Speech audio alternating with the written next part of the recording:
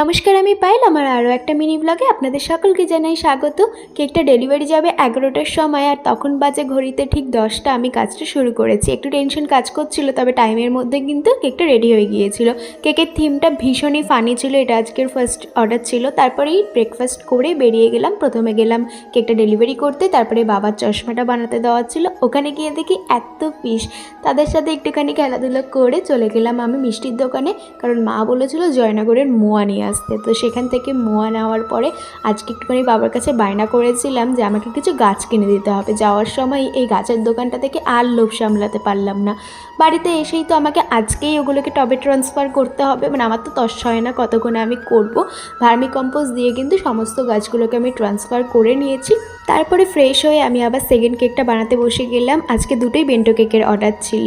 দেন সন্ধেবেলাতে দোকান খুললাম। এইভাবে আজকের দিনটা স্পেন্ড হলো। সবাই ভালো থেকো, টাটা।